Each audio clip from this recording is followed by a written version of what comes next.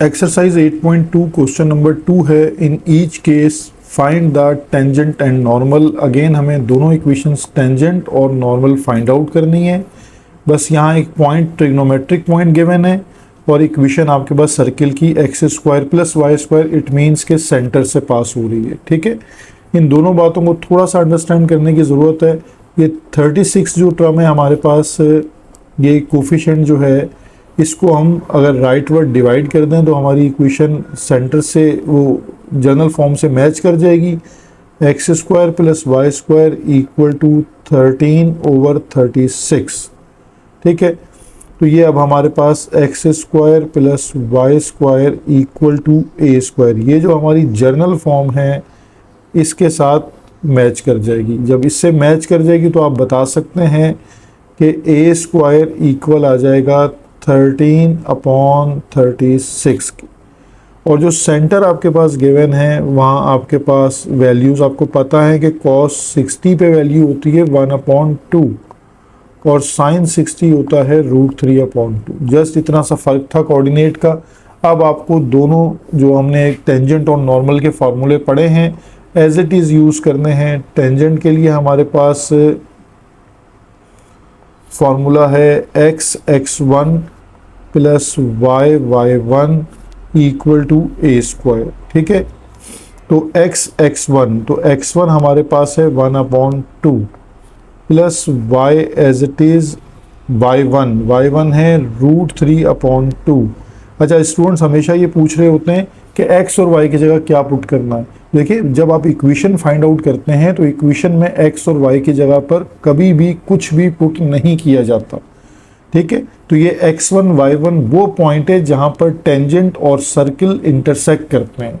अब ए स्क्वायर की जगह इसकी वैल्यू पुट कर दें 13/36।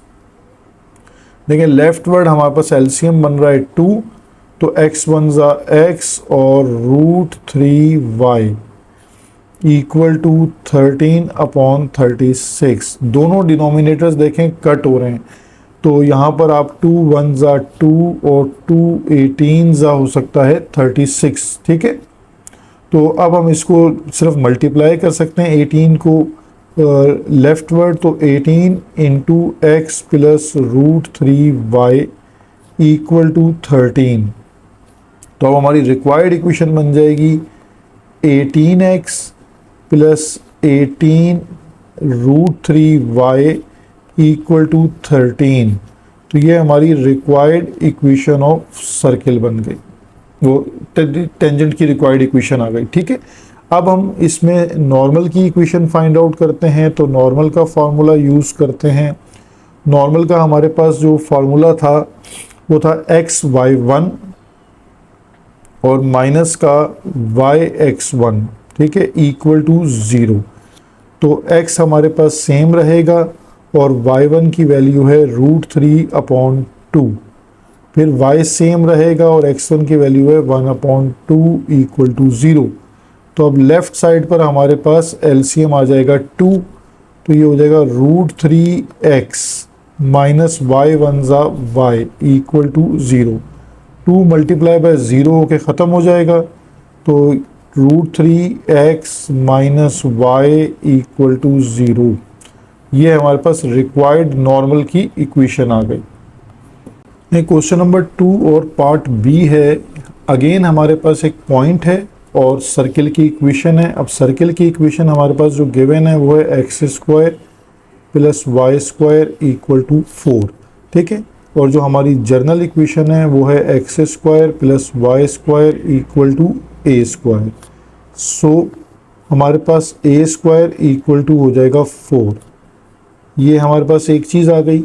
अब हमारे पास जो पॉइंट गिवन है उसके अकॉर्डिंगली x1, y1 ये हमारे पास है 2 cos 45 और 2 sin 45। ठीक है, दोनों की वैल्यू सेम होती है। cos 45 भी हमारे पास 1/√2 होता है और sin 45 भी 1/√2 होता है। ठीक है, तो ये हमारे पास हो गया 2 1 2, 2/√2 और 2/√2। ठीक है, अगर आप इसको रैशनलाइज कर लें तो देखें, अगर हम इसको ऐसे लिख लें, ये जो ऊपर हमारे पास न्यूमिनेटर में 2 है, इसको अगर हम ऐसे लिख लेते हैं √2 मल्टीप्लाई बाय √2, तो divided by √2 as it is है। सेम कंडीशन हम y वाले कोऑर्डिनेट के साथ भी करते हैं कि उस 2 को हम ऐसे लिख सकते हैं √2 मल्टीप्लाई बाय √2 डिवाइडेड बाय √2। ठीक है, आप देखें √2 इंटू √2, अगर आप इसको देखें तो ये क्या होता है, √2 इंटू √2 क्या होगा, √2 का स्क्वायर, स्क्वायर से रूट कट जाएगा तो अगेन 2 ही बचेगा। ठीक है, इसलिए हम ऐसा लिख सकते हैं। इससे आपको फ़ायदा ये होगा कि एक √2 और एक √2 कैंसिल हो जाएगा, तो आपका पॉइंट सिंप्लीफाई होके √2, √2 रह जाएगा।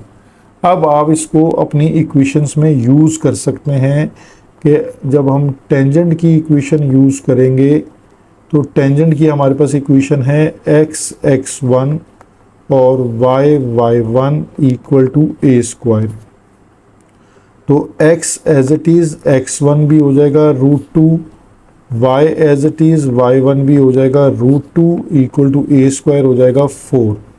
तो यहाँ हमारे पास हो जाएगा √2x plus √2y equal to 4। ये हमारी रिक्वायर्ड इक्वेशन आ जाएगी जो हमें उसके लिए टेंजेंट की रिक्वायर्ड इक्वेशन थी। ठीक है, अच्छा अब अगर हम इसको और सिंप्लीफाई करना चाहें तो हम इसको √2 कॉमन लेके 4 से डिवाइड भी करवा सकते हैं। ठीक है, तो ये आपके ऊपर है कि आप इसको किस हद तक सिंप्लीफाई करवाते हैं। तो ये यहाँ तक भी बिल्कुल ठीक है। तो इसके बाद आप यूज़ करेंगे नॉर्मल की इक्वेशन का फार्मूला। ठीक है, तो नॉर्मल की जो इक्वेशन है उसके लिए फार्मूला क्या यूज़ होगा, x(y1) minus y(x1) equal to 0। तो x(y1), y1 भी आपके पास √2 है और y सेम है, x1 भी √2 है, इक्वल टू 0। तो √2 अगर आप इसमें से कॉमन ले लें तो ये x minus y equal to 0 आ जाता है, और देन √2 को आप डिवाइड बाय 0 कर देंगे तो वो 0 आ जाएगा। तो x minus y equal to 0 is a required equation of normal. Question number 2 और पार्ट सी है, एट अ गिवन पॉइंट, यानी पॉइंट हमारे पास गिवन है cos 30 sin 30, और सर्किल की इक्वेशन है x² plus y² equal to 1, यानी ओरिजिन से ही पास हो रही है। तो हम अब हमारे पास जो गिवन इक्वेशन है हम उसको जर्नल इक्वेशन से कंपेयर करते हैं तो a² की वैल्यू आ जाती है, और जो ट्रिग्नोमेट्रिक पॉइंट है cos 30 इक्वल होता है √3/2 और sin 30 इक्वल होता है 1/2। तो इस गिवन के बाद हमने सिर्फ 2 फार्मूले यूज़ करने हैं। उसमें हमारे पास पहला फार्मूला टेंजेंट का है। ठीक है, टेंजेंट की इक्वेशन हम बनाते हैं। तो टेंजेंट ऐसी लाइन को कहते हैं जो सर्किल को एक पॉइंट पर टच करे। ठीक है, x(x1) plus y(y1) equal to a²। तो ये हमारी रिक्वायर्ड इक्वेशन ऑफ टेंजेंट है। इसमें x1 की वैल्यू है √3/2 और y as it is y1 1/2 equal to a² यानी 1। तो अब हम 2 एलसीएम ले लेते हैं यहाँ पर, तो ये हो जाएगा √3x and y1 y equal to 1, तो 2 1 हो जाएगा 2। तो √3x plus y equal to 2 1 2। अब ये टेंजेंट की इक्वेशन के बाद हम नॉर्मल की इक्वेशन को फाइंड आउट करेंगे। तो नॉर्मल की इक्वेशन हमारे पास है x(y1) और माइनस का y(x1) इक्वल टू 0। तो देखें x, y1 की वैल्यू है 1/2 minus y as it is, और x1 की वैल्यू है √3/2 इक्वल टू 0। यहाँ 2 एज एलसीएम आ जाएगा, तो x1 x minus √3y equal to 0। 2 multiply by 0 के टर्म 0 हो जाएगी। तो नॉर्मल की रिक्वायर्ड इक्वेशन आ जाएगी x minus √3y equal to 0। और नॉर्मल एक ऐसी लाइन को कहा जाता है जो टेंजेंट के साथ 90 डिग्री बनाए और सर्किल के सेंटर से पास हो।